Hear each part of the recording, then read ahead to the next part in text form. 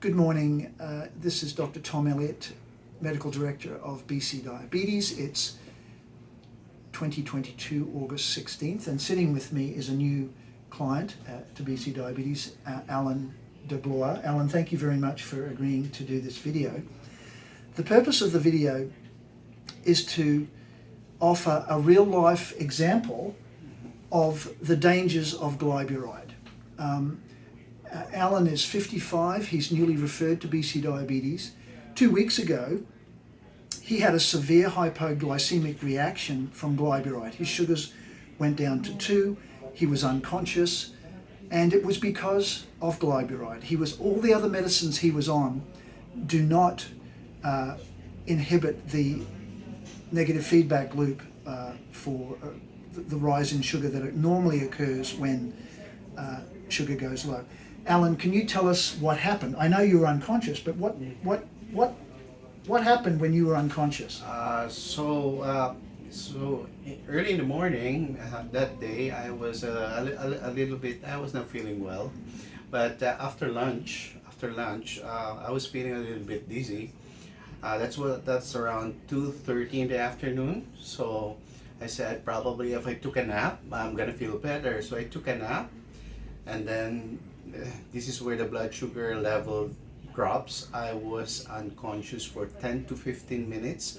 Fortunate enough that my son was around that time. He was the one who called 911, and then they have to revive me, and they were telling me that I was out for 10 to 15 minutes.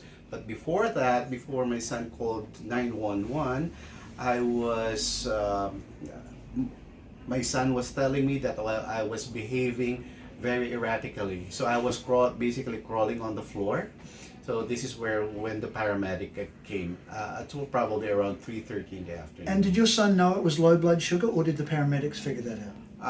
They have a strong feeling. Basically, what they have told me is they have seen that one before. But not your son, just the paramedics? Just the paramedics, yes. And how did they revive you? Do you know what they did? Yes, they give me what you call this one? Intravenous? No, it's not an intravenous. It's like a drink that basically absorbs your body right away.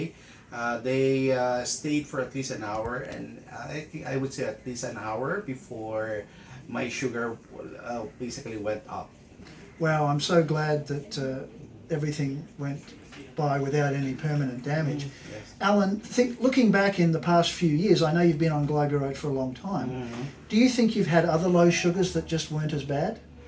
Probably, but I didn't really check it. But the feeling that I'm getting basically is the same feeling I had before, which is you're feeling dizzy, you're feeling tired.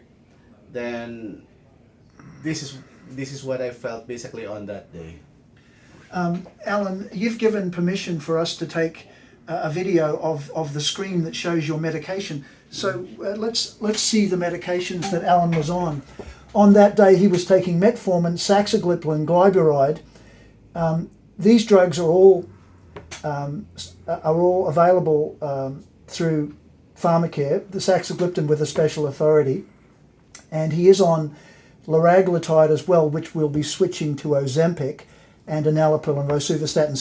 So the recommendation for Alan today is to stop the glyburide and never take it again. It is a dangerous drug, and I've had many patients with the same kind of problem that you've had, but this is the first time I've made the video, and I'm going to show the video to BC Pharmacare so that they realise that their policy of enforcing the prescription of glyburide can lead to the type of problem you've had.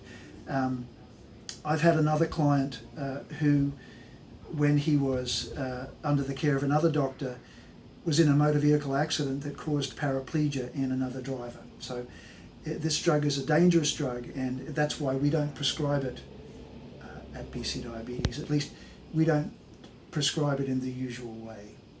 Thanks very much, Alan. Okay.